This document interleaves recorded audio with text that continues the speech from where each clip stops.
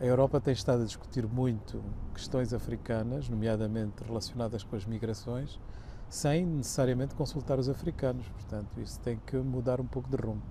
Este paper que apresentou na Cimeira da União Africana na Mauritânia traz uns números que surpreendem muita gente. O que é que destacaria de lá? Eu acho que o mais importante é mostrar que nós, nos últimos 3 anos, estivemos a assinar acordos de parceria económica com a Europa, nomeadamente na área do comércio, e o objetivo da assinatura desses novos documentos de comércio, de tratados comerciais, era favorecer a África. E o que se verifica é exatamente o contrário. Passamos de uma situação onde o continente tinha uma balança comercial superavitária para um déficit relativamente grande. Portanto, a perda está à volta de 60 bilhões de dólares, ou 1.000 milhões de dólares. Para quem? Para a África. E, portanto, quando comparamos isso com a ajuda que a África recebe anualmente por parte da Europa, que são cerca de 21 bilhões, é fácil de fazer as contas. Nas suas novas funções de alto representante da União Africana para as negociações com a União Europeia, o que vão ser as suas prioridades? Eu penso que neste momento a prioridade principal é processual, porque a África tem 13 arranjos e acordos diferentes com a Europa. Alguns só dizem respeito a uma parte da África, nomeadamente acordos especiais com certos países, como Marrocos, a Argélia, a Tunísia, o Egito ou a África do Sul. Há acordos que dizem respeito à África, mas conectados com as Caraíbas e o Pacífico. Existem acordos sobre segurança, existem acordos sobre migrações, existem acordos sobre mudanças climáticas, sobre migrações, enfim, há uma fragmentação total das negociações entre os dois continentes, e a ideia principal por parte da União Africana é poder ter, digamos, uma certa coerência e falar de uma só voz com um só acordo. Quando a Europa está a olhar para a questão da crise dos migrantes e procura formas, que aliás estão a dividir a própria União Europeia, de como lidar com isso, nós vimos João Lourenço chegar ao Parlamento Europeu e dizer vamos assumir as corresponsabilidades, líderes africanos e líderes europeus a assumirem as próprias responsabilidades, quer na perda de horizontes de esperança dentro da África, quer na responsabilidade de recuperar esses focos de desenvolvimento da África. Como é que se pode agarrar esta questão?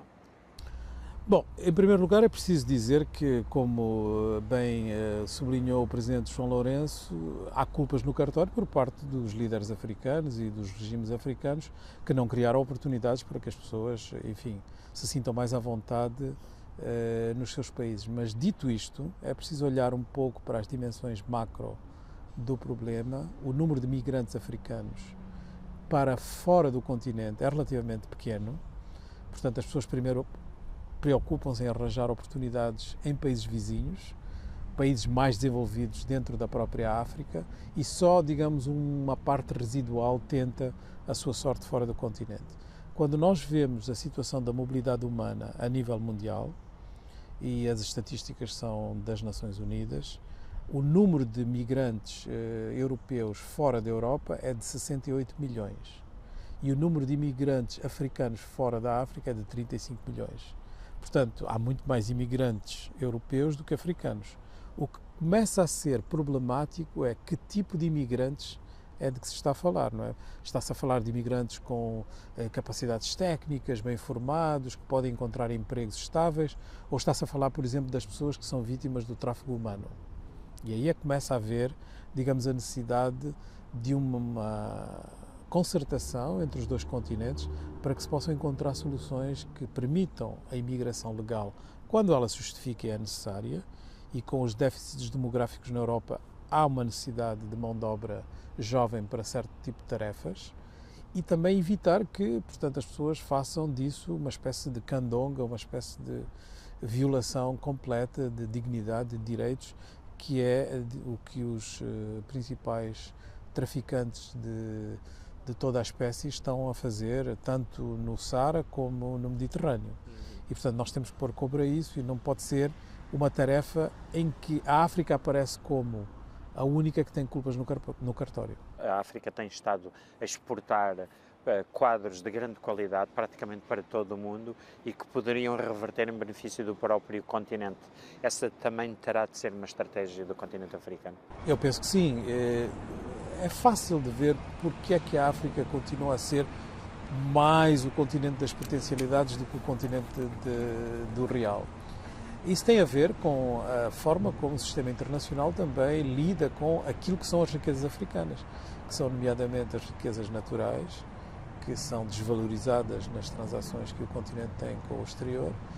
E, portanto, nós temos uma dificuldade enorme por parte de todos os países africanos em aceder ao crédito, ou, digamos, aos recursos, aos investimentos que vão permitir potenciar a criação de emprego. Só para dar uma ideia muito concreta do nível de desempenho da África em termos de acesso ao crédito, estamos a falar de uma dívida completa do continente que representa mais ou menos o equivalente de 1,7% da dívida mundial.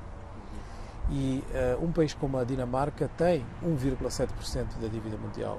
A Dinamarca tem 5.900.000 pessoas, mais ou menos. A África tem 1,2 bilhões de habitantes e, portanto, quer dizer, porque é que a dívida da Dinamarca não é problemática e o mesmo montante para 1,2 bilhões de pessoas é um grande problema. O senhor é professor numa das universidades mais reconhecidas em África e não só, na cidade do Cabo. Este tipo de assuntos é escrutinado lá? Nós estamos a tentar mudar um pouco, digamos, o tipo de abordagem que se faz sobre o continente. Durante bastante tempo a abordagem era à volta da questão da ajuda, a questão humanitária, os conflitos, e sem tirar a importância que essas dimensões têm na definição do continente, é preciso trazer outras abordagens que são mais de natureza económica e que dão um pouco de esperança e dignidade aos africanos. O senhor também é professor num país que esta semana celebra o centenário de uma figura icónica à escala mundial. O que é Mandela para si? Evidentemente, todas as pessoas têm um pouco do seu Mandela. E o meu Mandela tem a ver com, digamos, a representação simbólica do personagem, mas também de alguns momentos na minha vida em que tive a oportunidade de entrar um pouco em contacto com o personagem Mandela. A primeira foi quando era representante das Nações Unidas no Zimbábue e fui encarregue de fazer o primeiro relatório de desenvolvimento humano para a África Austral, e tivemos um pouco a ousadia, os autores desse relatório, de pedir um prefácio a Mandela. E ele fez o prefácio. Portanto, acabei por ter essa primeira oportunidade.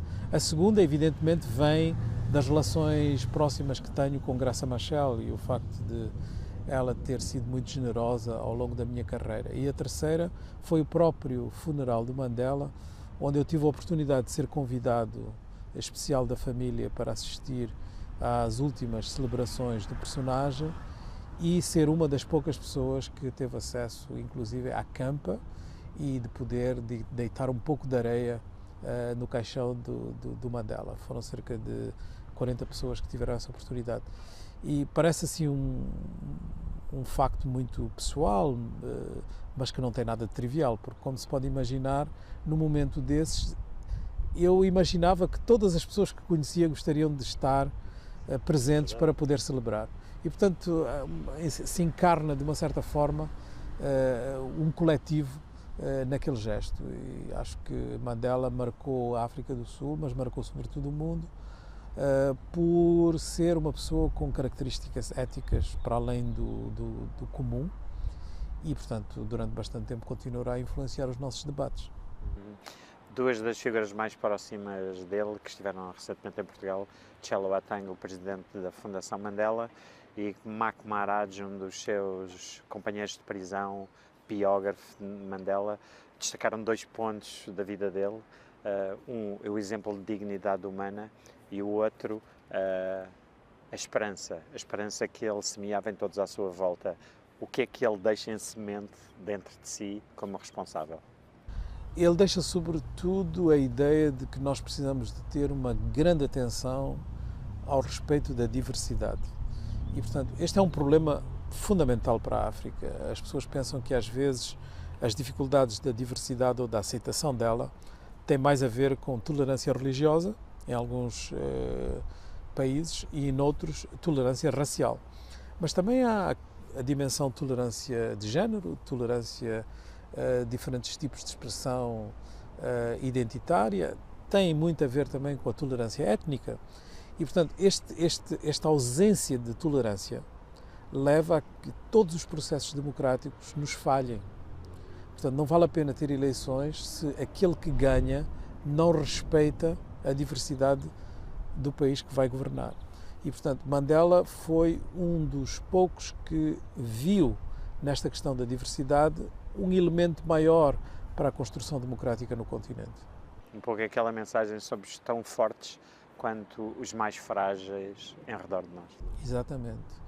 É o contrário de lutar pelo denominador comum mais baixo e de tentar sempre ter um nível de ambição que possa galvanizar, que possa mobilizar as energias.